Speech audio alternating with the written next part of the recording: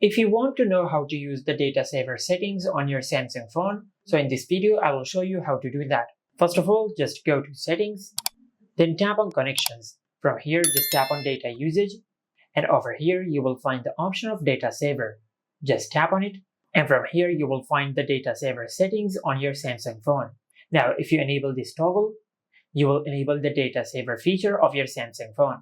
Now, what this basically does is that it prevents apps from using your mobile data in the background, and it helps to save your mobile data while you're not using your smartphone. Now, if there are some specific apps which you want to use the mobile data in the background, like any chatting or messaging app, so you could be always updated, just tap on apps that can always use your data.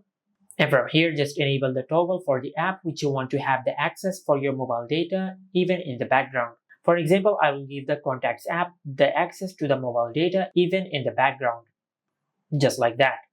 And after you enable the toggle for the selected app, the selected app will be able to use your mobile data even in the background. And also, if you want to save your data even more, just go back, and under the data usage section, you will find a feature called Billing Cycle and Data Warning.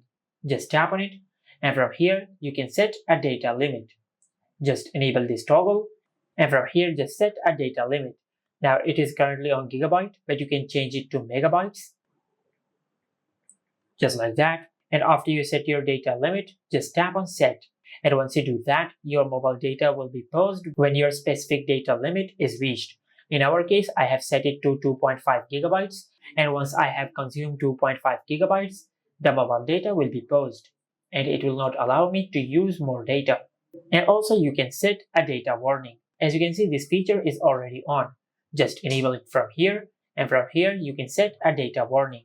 Like, I will set the data warning at 1 gigabytes, and after you tap on set, you will get a warning after you have consumed your specified data limit. And this is how you can use the data saver settings on any Samsung phone.